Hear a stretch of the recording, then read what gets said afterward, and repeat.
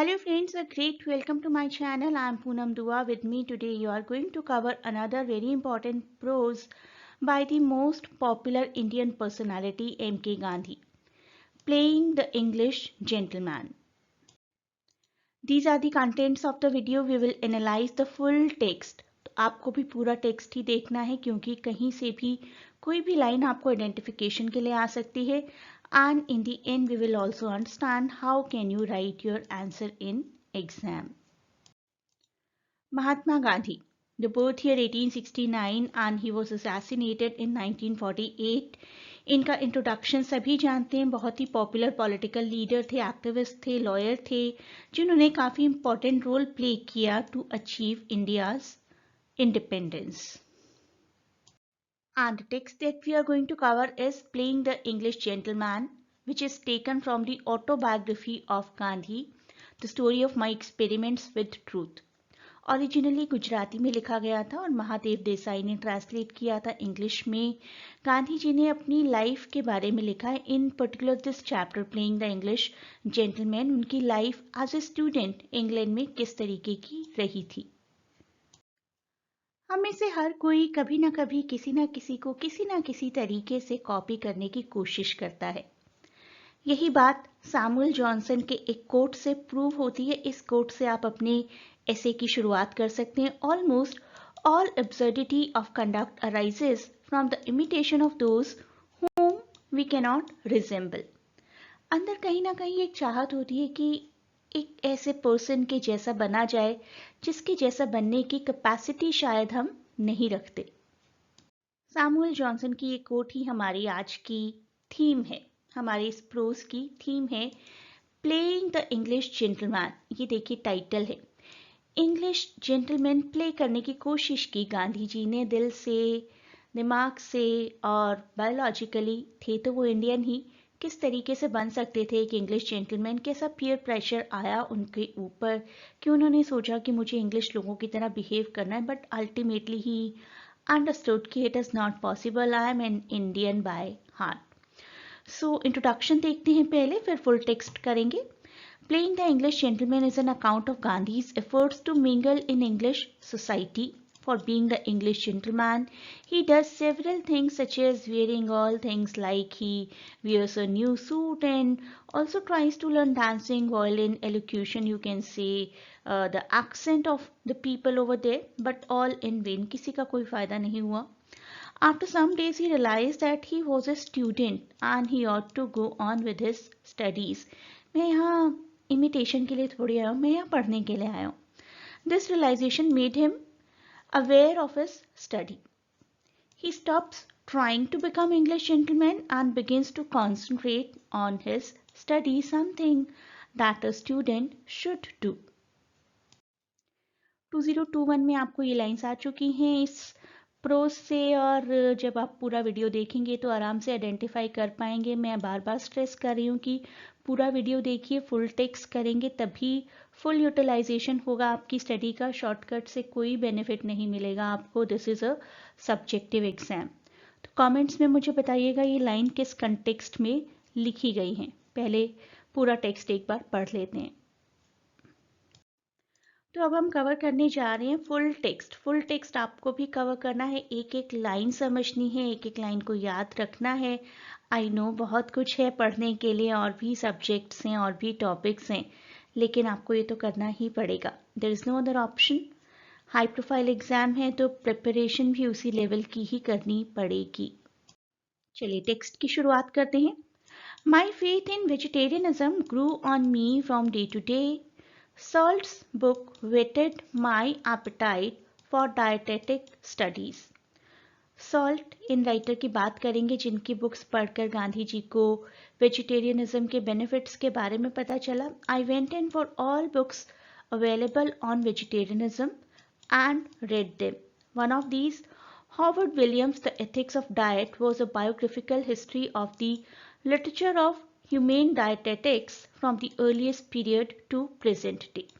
तो दो बुक्स जिनका असर उनके ऊपर बहुत आया, गांधी जी के ऊपर. उन्होंने वेजिटेरियनिज्म को ना सिर्फ बहुत अच्छे से अपनाया और प्रमोट भी किया अपनी फर्दर लाइफ में. It tried to make out that all philosophers and prophets from Pythagoras theorem जिन्होंने दी थी मैथ्स की, आप सभी ने पढ़ी होगी, पाइथागोरस से लेकर जीसस तक सभी important philosophers, important prophets vegetarians रहे हैं। ये है वो दो बुक्स जिनका काफ़ी असर रहा गांधी जी के वेजिटेरियनिज्म पर, a plea for vegetarianism by Henry Stephen Salt and the ethics of diet by Howard Williams. One more book, The Perfect Way in Diet by Anna Kingsford. Dr. Anna Kingsford's The Perfect Way of Diet was also an attractive book according to Gandhi, and Dr. Ellison's writings on health and hygiene were likewise very helpful. All this is directly as it is written in the text of Gandhi. He advocated a curative system based on regulation of the dietary of the patients. Himself a vegetarian, he prescribed for his patients also a strictly vegetarian diet.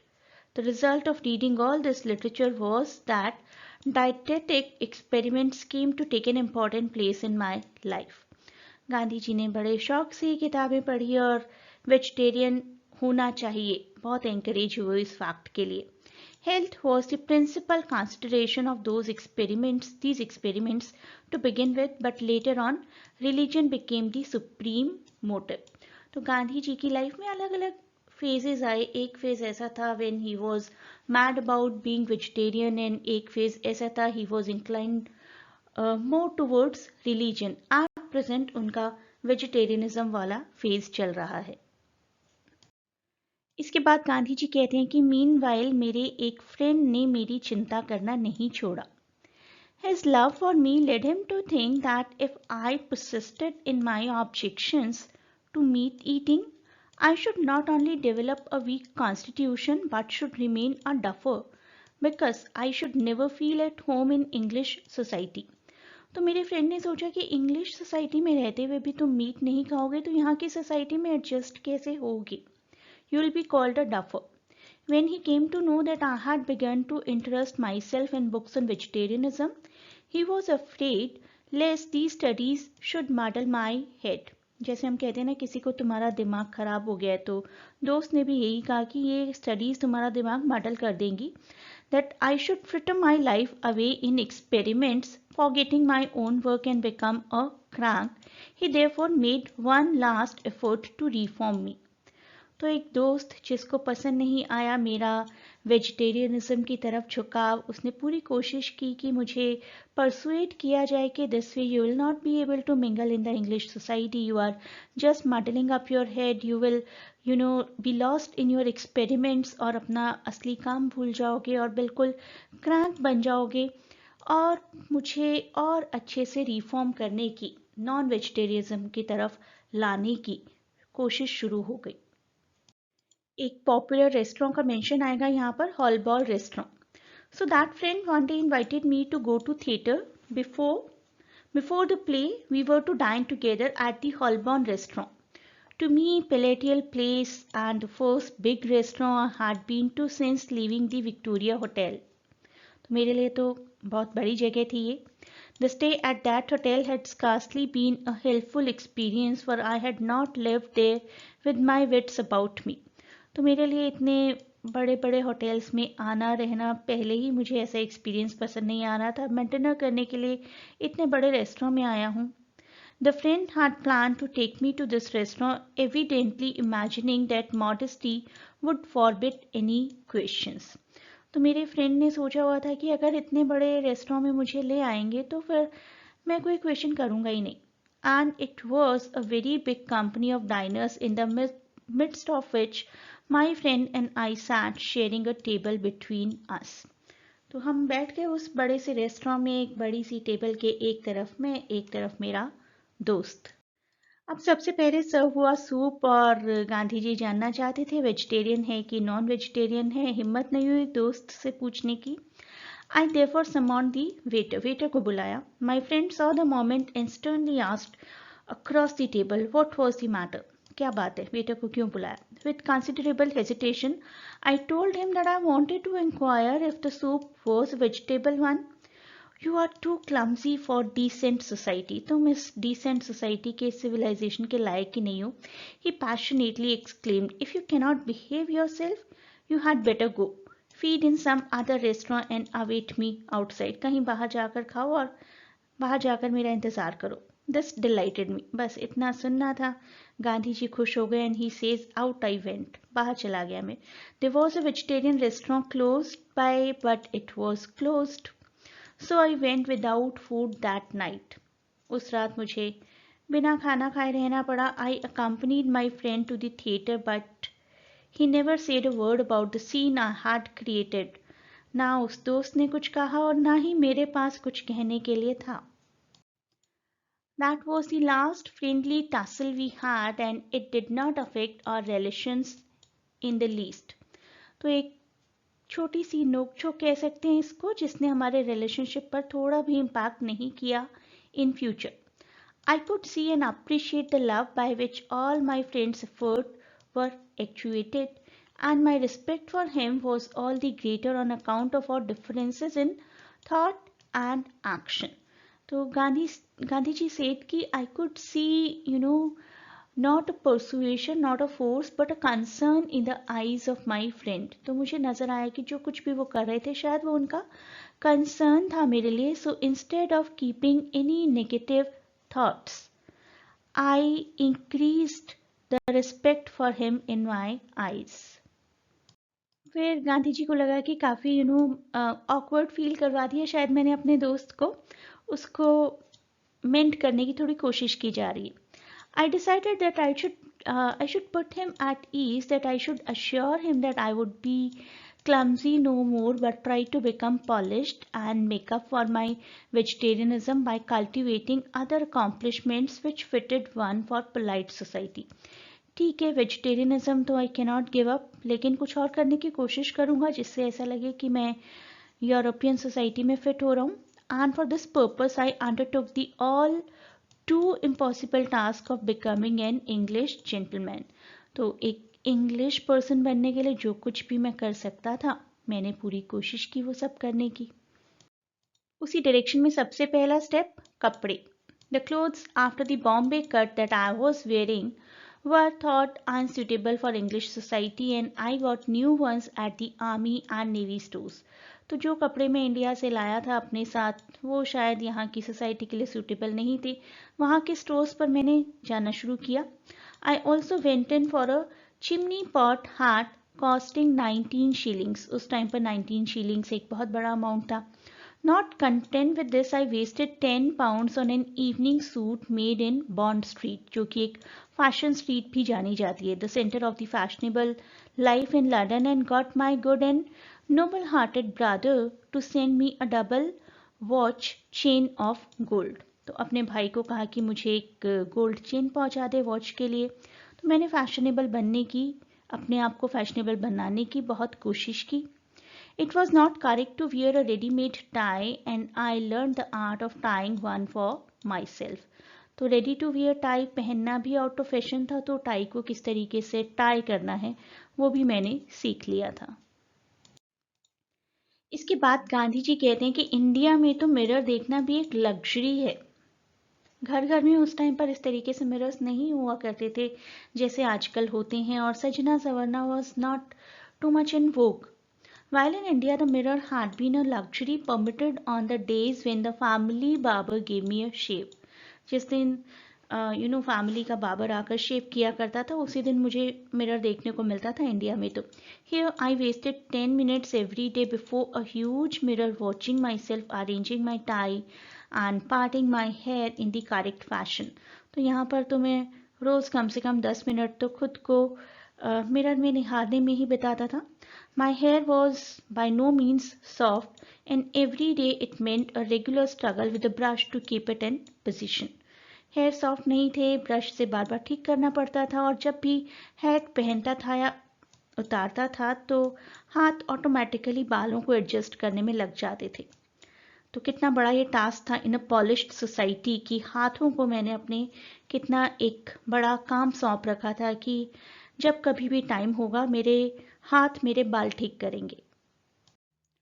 पढ़ने के लिए गए थे, लेकिन अपने आप को सजाने संवारने में, अपने आप को पॉलिश करने में, अपने आप को एडजस्ट करने में लग गए for the English society. As if all this were not enough to make me look the thing, I directed my attention to other details that were supposed to go towards the making of an English gentleman. तो सिर्फ ये अच्छे कपड़े खरीद लेना, अपने बालों को हर वक्त बिल्कुल प्रिपेयर्ड रखना, टाई पहनना सीख लेना शायद मेरे लिए काफ़ी नहीं था, और भी बहुत कुछ करना था. I was told it was necessary for me to take lessons in dancing, French and elocution. तो मुझे डांस क्लासेस लेनी पड़ेंगी, मुझे फ्रेंच क्लासेस लेनी पड़ेंगी, मुझे स्पीच क्लासेस लेनी पड़ेंगी, मुझे एक्सेंट सीखना पड़ेगा. French was not only the language of neighboring France, but it was lingua franca of the continent over which I had a desire to travel. So French, that point of time, was a very high-profile, worshipable language. I decided to take dancing lessons at a class and paid down £3 as fees for a term. उस time के हिसाब से बहुत ज़्यादा, हम आज से लगभग 150 साल पुरानी बात कर रहे हैं. I must have taken about 6 lessons in 3 weeks, but it was beyond me to achieve anything like rhythmic motion. Maybe I was not meant for those classes. He knows it very well. I could not follow the piano and hence found it impossible to keep time. What then was I to do? तो ये सब कुछ मैं कर तो रहा था, लेकिन I was not made for these things. These things were not my cup of tea. ऐसा लग रहा था कहीं ना कहीं अपना टाइम प्लस अपनी मनी दोनों ही वेस्ट कर रहा हूँ. एक रेक्लूस की फेबल के साथ अपने आप को कंपेयर करते हैं. तेनाली रामा की एक फेमस स्टोरी है जिसमें घरों में, साम्राज्य में बहुत रैट्स हो जाते हैं, तो एक सोल्यूशन दिया जाता है कि रैट्स को हटाने के लिए कैट को लाया जाए, कैट्स रैट को खा लेंगी. और फिर कैट्स को हेल्दी बनाए रखने के लिए उनको फीड करवाया जाए काउ मिल्क से, तो काउस को लाया गया, काउस की देखभाल करने के लिए किसी ह्यूमन को हायर किया गया. मतलब प्रॉब्लम थी रैट्स की और खर्चे बढ़ते चले गए. वही गांधी जी भी कह रहे हैं कि अपने आप को वेस्टर्न कल्चर में एडजस्ट करवाने के लिए मैंने वायलिन सीखना शुरू किया. इन्वेस्ट किए कुछ पाउंड्स वायलिन में, कुछ पाउंड्स फीस में, और एक टीचर हायर किया एलोक्यूशन के लिए, उनको भी फीस पे की. और टीचर ने रेकमेंड की एक book, Bell's standard elocutionist text book. उस बुक को भी खरीदा और कुछ स्पीचेस भी प्रैक्टिस करनी शुरू की. लेकिन बेल की वो बुक मेरे बहुत काम आई. Mister Bell rang the bell of alarm in my ear and I awoke. तो जैसे ही शायद उस बुक को खरीदा और पढ़ना शुरू किया और लगा कि बहुत खर्चे हो गए, and this thought worked as an epiphany for him. उनके लिए उनके दिमाग में एक चेतना जागृत हुई कि ये मैं क्या कर रहा हूँ, इतने खर्चे सिर्फ यहाँ की सोसाइटी में एडजस्ट होने के लिए. आया था मैं यहाँ पर पढ़ने के लिए. देन ही थॉट कि मुझे पूरी लाइफ थोड़ी बितानी है इंग्लैंड में. I said to myself, what then was the use of learning elocution, and how could dancing make a gentleman of me. The violin I could learn even in India. अगर मुझे शौक है तो मैं India जाकर भी सीख लूँगा. I was a student and ought to go on with my studies. I should qualify myself to join the Inns of Court.